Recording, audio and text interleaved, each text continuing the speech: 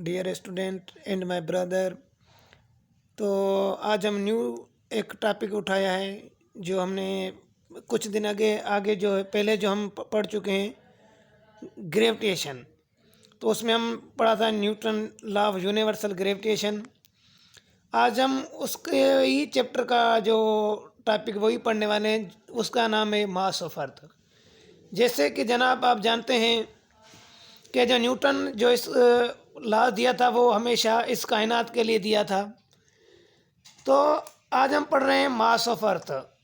तो mass of earth we can find by using the Newton law of universal gravitation. पहले मैं आपको इधर तस्वीर में दिखाता हूँ, बाद में इस फार्मूले की मदद से हम मास ऑफ अर्थ फाइंड करेंगे। देखें यहाँ पर, ये हमारी अर्थ है, जहाँ से मैं पेन घुमा रहा हूँ। लेट सपोज करें ये हमारी अर्थ है। ये मास यहाँ से पहले हमें ये समझना चाहिए, अगर ये m1 है, ये m2 यानी दो मासेस हैं, इनका सेंटर जो है, इसका जो डिस्टेंस है हमेशा हम सेंटर से मेजर करते हैं।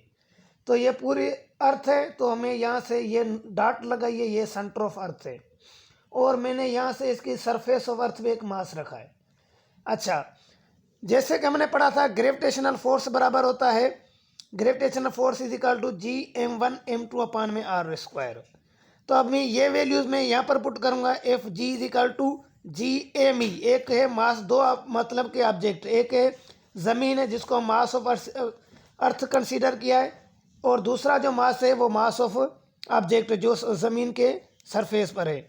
और यहाँ से मास ऑफ अर्थ से लेकर इस मास तक जो इनके बीच में जो डिस्टेंस है यो आ रही है, जिसको हम कहते हैं रेडियस ऑफ अर्थ।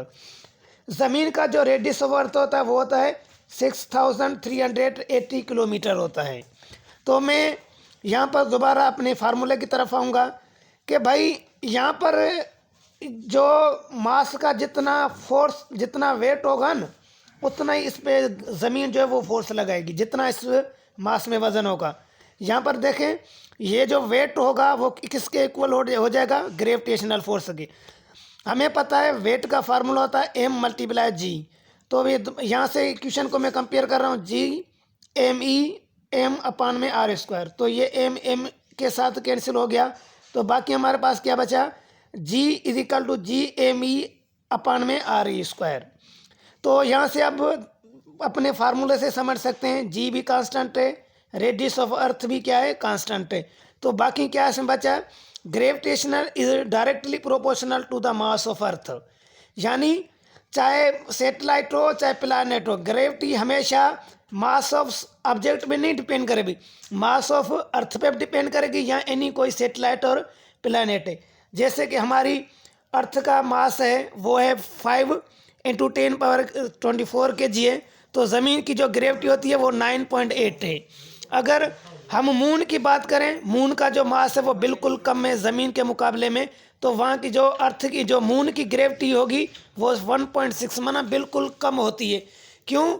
अगर आप वो वहाँ पर मतलब कि स्पेस है, अगर वहाँ पर जाएंगे आपको कोई भी ग्रेविटी नहीं लगेगी, मतलब कि आप जिस तरह मैं हथ कर रहा हूँ ना, इस तरह से आप वहाँ पर फील करेंगे। क्यों? कि जो मून का जो मास है वह बिल्कुल कम है, वहाँ पर जी की वैल्यू बिल्कुल डिक्रीज हो जाती है। तो जैसे कि यहाँ पर मैंने रिलेशन भी लिखा है, g is directly proportional mass of earth or any satellite or planet, और inversely proportional radius of earth है। तो ये फार्मूला हमारा था ग्रेविटेशन फाइंड करने के लिए। और सेकंड हमारा फार्मूला था मास ऑफ अर्थ। यहाँ से अब देखें, आर ई यहाँ पर डिवाइड हो रहा है, तो यहाँ जा क्या करेगा? मल्टीप्लाई करेगा, और जी यहाँ पर मल्टीप्लाई यहाँ कर क्या करेगा? डिवाइड। तो सब ये कांस्टेंट है, इन सब की अब वैल्यू पुट करेंगे तो हमारा मास ऑफ अर्थ हमें मिलेगा 5×10⁻20 kg। अब यहाँ से अब देखें, तो अब जैसे कि हम कहते हैं कि मास ऑफ अर्थ कितना है हमारा? 5×10⁻20 kg है, और उस पर हमारी जो अर्थ पे कितनी ग्रेविटी होगी? 9.8 मीटर पर सेकेंड स्क्वायर। यहाँ से अब देखें, ये मून का कितना मास है? मन बिल्कुल मास जो है कम है, तो उस पर जो ग्रेविटी होगी 1.6 होगी। उसके बाद अगर हम सन की बात करें, ज़मीन और आसमान में कितना फ़र्क है? सन और ये सन है, ये सन समझो, और ये हमारी अर्थ है। सन जो है वो ज़मीन से भी बड़ा, इतनी ग्रेविटी है मेरे ख्याल में 274 मीटर पर सेकंड स्क्वायर की ग्रेविटी। एक तो हम जा नहीं सकते क्योंकि वहाँ पर हार्डनेस ऑब्जेक्ट है, इसलिए हम वहीं ना जा नहीं सकते हैं। और उसके बाद जुपिटर है, जुपिटर पे भी ज़्यादा ग्रेविटी होगी। ठीक है, तो इंशाल्लाह नेक्स्ट वीडियो मिलेंगे, तब तक के लिए अल्लाह हाफिज़।